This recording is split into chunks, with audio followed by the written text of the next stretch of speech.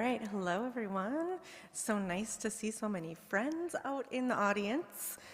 We're gonna start with a breath because I need one, and so we're just gonna assume you all do as well. So go ahead and let out the air in your lungs. Take a nice deep breath in. You can shut your eyes if you want. And then let go of that breath. Allow any stress, anxieties to float out. This is something I always do before I speak. You can open your eyes again when you're ready. And it just helps to remind me to be in the present moment and helps to kind of bring my nervous system back into regulation. For the scientists in the room, when we go into any sort of stressful situation, our body doesn't differentiate that level of stress from being chased by a bear. Obviously, I'm not being chased by a bear right now, but I'm up in front of people talking. Body doesn't know the difference, right? So taking that breath helps us to calm ourselves and bring ourselves kind of back into the present moment. So I'm not by nature a storyteller. So when Jeremy invited me to share my story with you all, I'm a scientist, and so as a good scientist, I immediately went and did my research, right? I watched the videos from other Augsburg faculty that shared their vocation stories, how they found what makes them thrive, and I heard about things like their inspirations, their calling to educate. And I thought, as seems to frequently happen when I read research, wow, I am so humbled. These stories are incredible. How could I possibly have something worthwhile to contribute to this? I didn't overcome any massive barriers in life. I didn't have life-defining struggles. I didn't succeed against the odds. How can I inspire students living in the tumultuous world of today? And then I sat and I thought, welcome back, my old friend, inadequacy. We all have that little friend on our shoulder, right? I was thrown back to some emotions that I felt in high school, undergrad, even grad school, that I wasn't enough, that others were achieving higher than I was, this sort of classic imposter syndrome. And I had to take a moment and check myself and repeat affirmations that I learned from the book, although I learned them watching them in the movie, called The Help. You is smart, you is kind, you is important. If you haven't tried doing this, you really should. It does work, honestly. Because psychology teaches us that the brain is plastic, that it's moldable, that it's trainable. And that means if I say something to myself enough, I can actually believe it to be true. I can manifest it in my life. I can rewire my brain. That also works for negative things, but we're going to focus on the positive side right now for this talk. So I said my affirmations, tried to start believing them a little, and I sat down with my cup of coffee, which for me is inspiration in its purest form, and looked at the blank computer screen in front of me. How do I thrive? And honestly, it's a work in progress. There's days when I feel like I'm totally crushing it, and there's others where I still feel as though I'm not enough. I could do more, I could be more. And that's okay. It's okay not to be everything to everyone all the time. Let that sink in for a moment. We all need to hear this. It's okay not to be everything to everybody all the time. It's okay to be working on becoming who you are meant to be a work in progress. After all, if we had it all figured out, what would be the point of our lives, right? We could just sit back, be like, yep, did it, mastered life, check that box. Yeah, now what? So to me, thriving in my profession, thriving in my life, that means focusing on the journey. It means focusing on the learning and the growth that happens along the way. And as long as I'm not the same person today that I was yesterday or last week or last year, then I'm doing it right. It's not to say that I need to see drastic or dramatic changes, and in fact, it's quite the opposite, which comes to kind of the title of my talk, right? It means I need to embrace the smallness. And so there's kind of two ways that I have found to embrace smallness. The first of these is to embrace little things I do each day. So an act of kindness towards a stranger or helping a friend, taking time for myself or engaging in acts of self-care. And then second, embracing relative small importance of every individual thing that I do. In the grand scheme of my life, the world, the universe, any one thing, tiny and really insignificant, just a speck.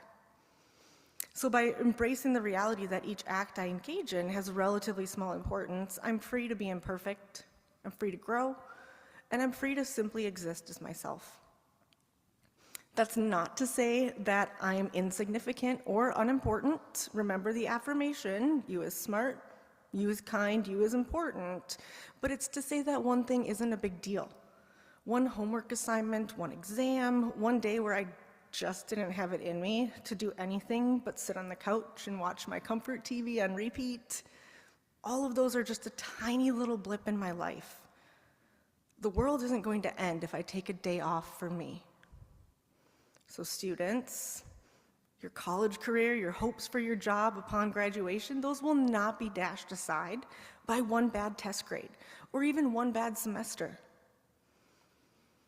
I wish I had known this when I was a student. Back when every single assignment in class felt like it mattered more than anything else in my life. Back when maintaining a high GPA was paramount over my own happiness at times. And back when I measured much of my worth by what I did, what I achieved, and how I changed the world. If I could tell my former self one thing, it'd be this: it's okay not to be perfect. It's okay not to be the best, and it's okay not to be your best all the time. You can and will still make a positive impact in the world. You can and will still find a version of success, and you can and will thrive.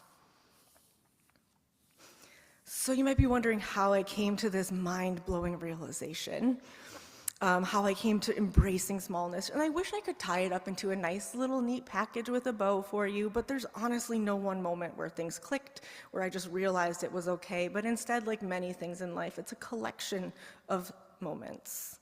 But I can share with you a story that, for me, I feel like was a turning point on my path towards this embracing of smallness and kind of started me on my journey. So I was an undergraduate biology major, finishing up my super senior year because, yes, I needed an extra semester to complete that degree. I was preparing to take the MCAT, which is a medical college admission test, for a second time because my first score wasn't good enough for the admissions at the schools I was applying to. I was agonizing over whether I should retake organic chemistry in hopes of that elusive A. And I was trying to come up with some sort of mind-blowing personal statement that might set me apart from all the other high-achieving med school hopefuls. If I could just do a little better, score a little higher, be a little more, then maybe, just maybe, they would see potential in me. Maybe I would be enough. It's heavy, right? I was only 22.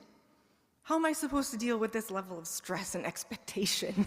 I don't have tools or life experiences that I need to cope. So let's take a step back to my childhood so I can really paint the picture for you. My name, starting there, Tara, it means star in Hindu.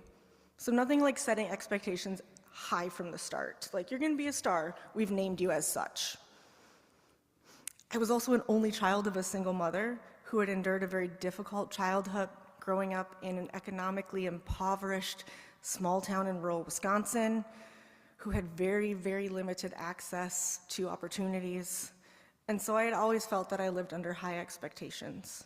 My mom had wanted for me what any mother would want for her child, a life that was better than the one she was handed. The opportunity for me to do great things, to be successful, to have what she didn't. So she poured herself into me, dedicating all of her free time and resources in order to afford me every opportunity she could. And therefore, I felt an obligation to live up to my potential, and that to be anything less than the absolute best that I could be would be settling. It would let my mom down. It would dishonor all she had sacrificed for me. And this med school application and subsequent rejection was just another instance of not being quite enough. right? You get that letter in the mail, thanks for your application, we regret to inform you. It wasn't until my mom's death in 2014 that I took the time to actually seek therapy and realized all of the stress that I had been placing on myself throughout my entire high school and college careers. I wasn't aware of it at the time. It was just how I lived, right? I was 22. I didn't have skills. I didn't have experiences. I couldn't cope. And ironically, the stress was counter to what my mom would have wanted. She had always thought that I was the best, even when I didn't believe it to be true myself. She was always proud of me, no matter how well I did or didn't do. She was my biggest cheerleader, and so for me, her loss was overwhelming, and that was a turning point. So it took a lot of moments there at that point, struggles with my mental health, of being tired, of feeling inadequate, of wanting to get off the ride of life, family and friends that affirmed my worth when I couldn't see it myself, medications that rebalanced the chemicals in my brain, the ones that told me I wasn't enough, finding solstice in yoga, meditation, mindfulness, and the beauty of nature, and an unconditional love and acceptance of God that I found upon returning to my faith after her death.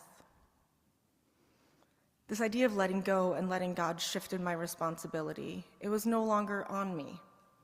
The decisions I made, my actions or inactions, these became small when I let go of the weight of being the sole bearer of that responsibility and instead reconciled myself to the fact that I'm not in control of everything.